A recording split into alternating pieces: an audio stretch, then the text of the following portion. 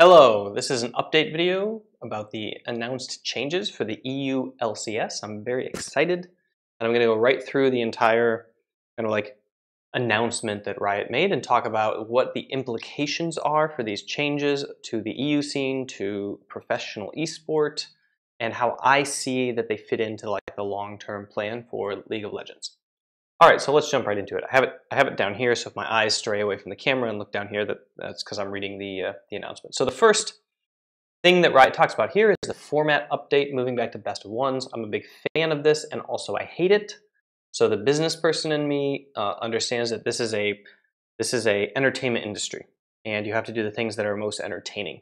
And there's a reason that best of ones with everything on the line in a single game are just more entertaining than watching a best of two or even a best of three. And also it requires less commitment, from the viewer, at least.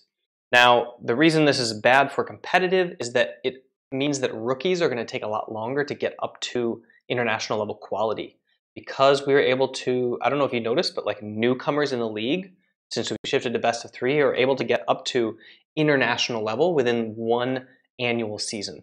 And that's not really possible if you only play 36 games on a patch. In an entire year, because the games that you have on stage in terms of sports psychology, in terms of the mental preparation, are the only place you can really train coping mechanisms. So practice matches are not enough. But with the increased potential of the lower leagues, the Challenger Series or this new series in EU that Riot is doing to develop raw talent, it could be that the rookies are coming in more like Biofrost, where he's more able to just jump on stage and be competing at a really high level really rapidly. So I think that we have to go to best of ones in order to improve on the broadcast quality and the entertainment aspect of the sport, and hopefully we're able to really hit the rookie development in terms of their stage time and the amount of high stakes moments that they have, and that will help us on the development end to get people international tournament ready as quickly as possible. Okay, so good changes. Broadcast days, moving to Friday, Saturday. I really like the condensing. It was really hard for me to watch 4 full days of League of Legends. I think that as the demographic ages and as you get more people like me with 4 kids, then you might think about that the time commitment is just too much to keep abreast of the scene, especially if there's multiple regions to watch. Right? So Friday and Saturday, I think that broadcast days are really important. You can even brand them, Sunday Night Football, Monday Night Football. They have a little different feel. They have a little different meaning in North American football. And I think that, moving to a single broadcast day gives the opportunity for the broadcast to decide, what that looks like. Maybe in the future we even differentiate between, big high stakes weekend matches, high ticket, and lower viewership weekday matches that we know are going to be lower in viewership, but we play them anyway, that kind of thing. But anyway, positive change, because I don't really want to watch stuff on Sunday, and I don't really want us to watch stuff on Thursday. Okay, promotion and relegation. Relegation to a once-a-year thing. That's pretty cool. Sucks for the teams that just got eliminated and for the teams that wanted to come back in, but nice for the continuity of teams throughout the year into the World Championships, and prevents the issue of a team coming in halfway through the split and then needing to be competitive for the World's level by the end of 2 months, which I mean, if they're able to do it, that's cool. But I think that for when you have a mature scene, we're getting a mature scene, and you have people who are hired for a staff. So, maybe they leave their home in the UK and they move to Berlin to work on a team, and then that team gets relegated halfway through the season. It limits the ability of orgs to scout top talent. You can't take a 28-year-old or a 33-year-old or a 38-year-old who has the ability to coach sport well, or to analyze well, or to staff a team well. You have to take the 19-year-old or the 18-year-old or the 21-year-old who will just take whatever job that gives him insane insecurity for 3 months, and then he might not have a job anymore. So this is a really positive move for the ability to develop a staff that will actually compete with Korean level staff. I mean, you can't joke around if you want to say that you want, Europe and North America to compete with Korea, and then look at Korean coaches who are given, full year contracts and stability in their jobs because they are working with brands who essentially will employ them the entire year, even if things, go badly, because career continuity in that culture is really important. And I think that the more we move towards that, the more professional people will be able to hire because you can go up in the age demographic. Okay, so that's cool. Maybe some bad sides, but way more upsides. It's like, let's take 5 steps forward for 1 step back in terms of bad orgs getting eliminated sooner so that we don't have to see them, fail out at the end of the year. Cool. Okay, economic changes. I love this because I feel like it's a big screw you to teams that were leeching kind of off the bottom and saying, we're going to wait until Riot finally pays us money. And Riot basically said, okay, we're going to pay money, but we're only going to pay money to the teams that are earning us money. Okay, so there are teams in the EULCS that are basically, whose business model is franchise Riot and then give us money. And this is really stupid because it's possible in this industry and in this sport to try really, really, really hard on your own to make it and to cut costs and to increase revenue and to do everything you can to scrape together like a growing org. And then there are orgs that are lazy as heck and refuse to do that because they're just lazy. They don't want to make the hard decisions. They don't want to cut costs. They don't want to say, we'll take a little bit lower performance for the ability to, hire less people. We will force our players to do content, even though our players whine and don't want to do it. We'll hire somebody who will actually make them do it so that we have sponsor activations. We will sell really hard. We'll call sponsors. We will dig in the dirt for sponsor. If we don't have any like big sponsors that would make us look good, we'll dig in the dirt for junky sponsors that want to give us money anyway, because we're not prideful and we will take any money that we can get because we're trying to survive as a company, the startup mentality. And then there are orgs that are just basically kind of feeding off of the attention that Riot has created with their intellectual property. And their whole business model is, let's wait until Riot finally franchises and increases our value and then sell and have a bunch of money. And I don't like those teams. And I think that it's very telling, for example, and I'm not saying H2K is one of those teams, but I think it's very telling that they put out this big statement and then nobody else signed it, really, or joined them with that letter, because my experience with H2K has only been negative in terms of the executive management. So this is people, I've just had 2 or 3 interactions with them where they just basically attacked me. And when I see them acting at tournaments, like for example in ESL, where they threatened essentially to quit the tournament because of some little wording in some contract that they didn't want to sign, even though no other team really cared about it at all, I feel like they're just really entitled as an executive board or something. Now, I love the players. I love the in-house management. I love some of the branding. I don't really like all the branding. I think it's kind of lame. At least they're trying, but they're not trying very hard. They're not doing partnerships. They're not paying for views. They're not putting it out on all platforms. They're just kind of like doing the bare minimum to kind of look like they're doing content, but they're not striving at their utmost to make it the highest quality content and in the most possible channels, and looking for influencers to partner with and make content together. So I think that they're doing deals, and that's way more than some other teams are, and I think that they're trying, but I think that they're also at mesh with a climate in their organization that is really questionable. And I think that if you look at the fact that they protested this whole situation and then nobody kind of chimed in and was like, we got H2K's back. I don't know about the inner politics of org to org relationships, but I think that that's very telling. And yeah, I don't know. I think that this economic threat that Riot just did is a massive screw you to teams that are attempting that business model, and I like it because you can't really argue with it. If you're one of those orgs, you can say, we want more money, but they're giving more money for the contribution that you make, and then the org can complain about other stuff like, well, but these big orgs have more funding or better players or bigger brands. Okay, yeah, well, that's because they ground it out and they have them. So now your turn, go. Okay, that's my rant about that. Rethinking Challenger Series. Back up. So in the last paragraph of this section, they say, well, we plan for future partnerships. So basically what they're saying is they're going to franchise EU. But, important differentiation here, in North America, they use the word permanent partnerships. And in this paragraph, they say partnerships, which means to me that they're going to do the same thing they're doing in NA, except you can be relegated. You can still be kicked out, so it's not permanent. So they're going to have probably a slightly different structure, but they're going to do maybe what they do in European football, which is they do rev share, but they're not going to do some sort of like ownership as they do in North America. So, cool.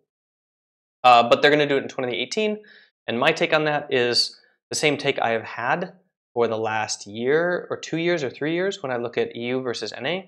I see that North America is situated in Silicon Valley or nearby.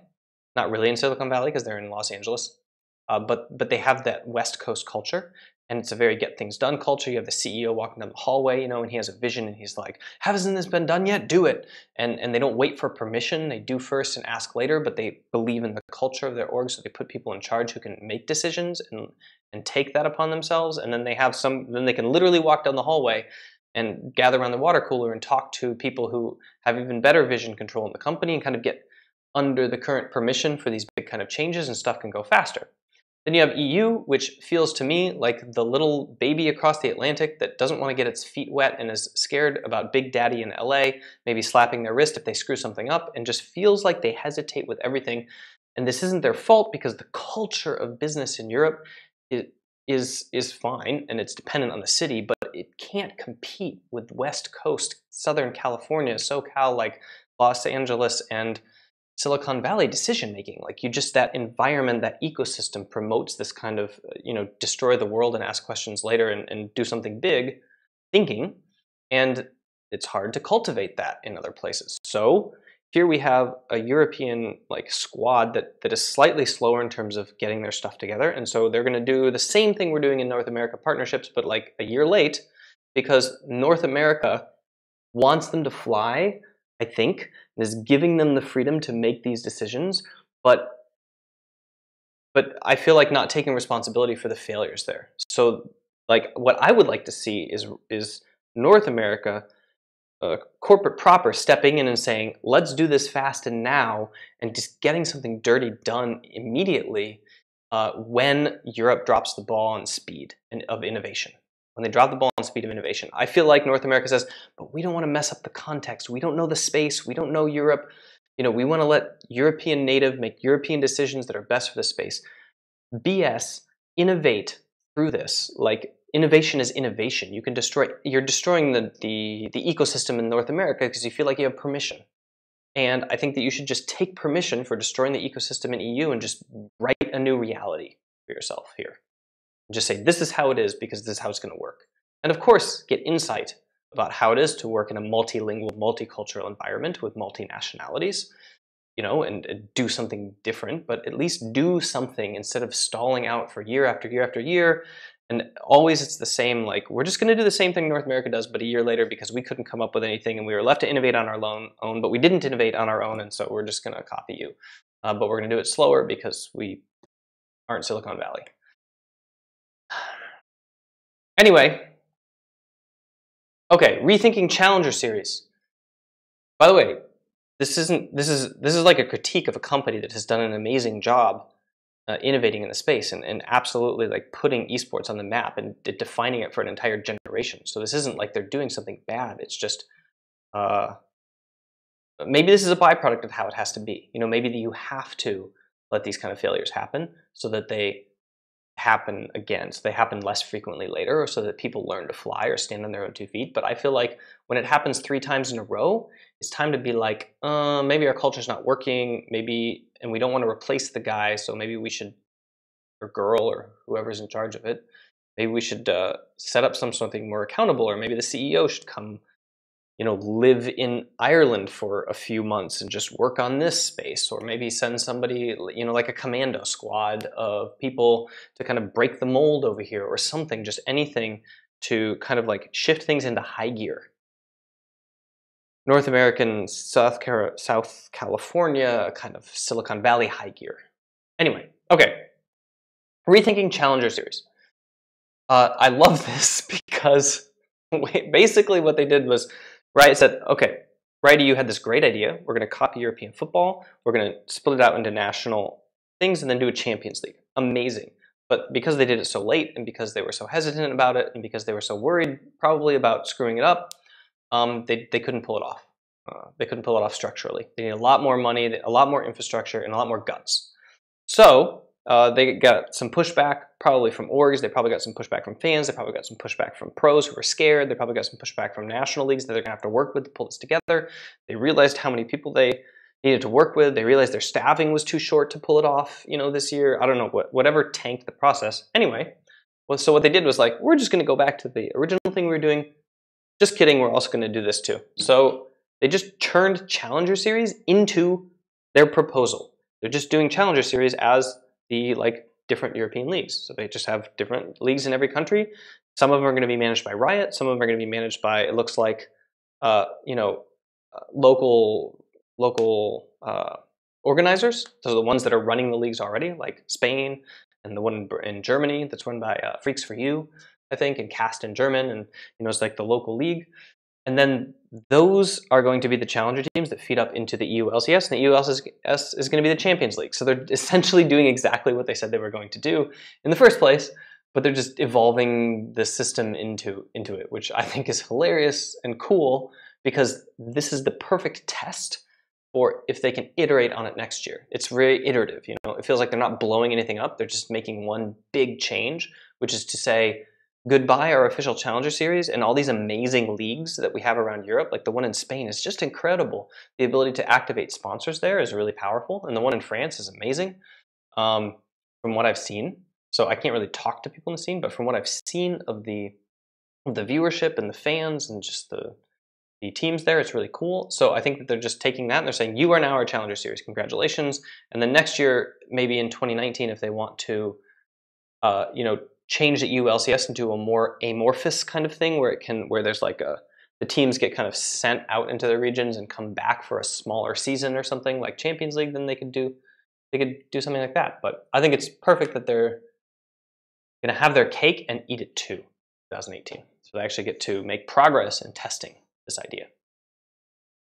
So yeah, all in all, really exciting changes, really positive ones for viewership, really positive ones for the structure. I feel like this is going to create a lot more talent development, which we're going to need because we're still going to be a salary deficit compared to North America, and we're still going to lose some top players to North America. So we still need to develop more talent here, and this new Challenger Series is going to do way better at doing that. Especially if in 2019, so a year from now, they force EULCS teams to somehow locate themselves into a Challenger Series bracket as well, into one of the regional teams, and like to have a team there that is like, there's a roster that feeds up into the Champions League or something like that. I don't know, but it could be really dope then. So I can't believe I just said that. Sorry, I'm trying to sound cool like the cool kids. So anyway, yeah, and then the really big change about financing where they just are kind of vaguely promising more money, but a big FU to the teams that are leeching off of the LCS and whose business model is simply Riot, give us more money.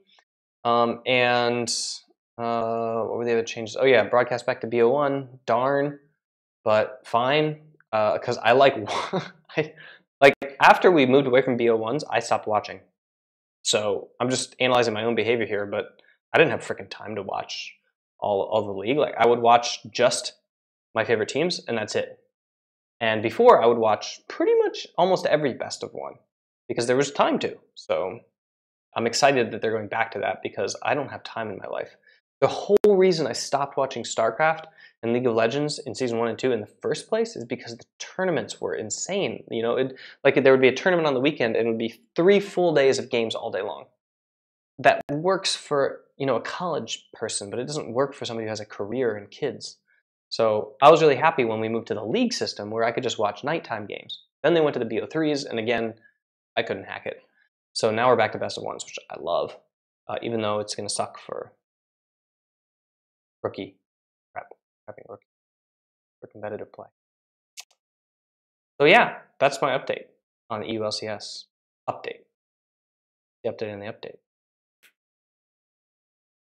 What do you guys think?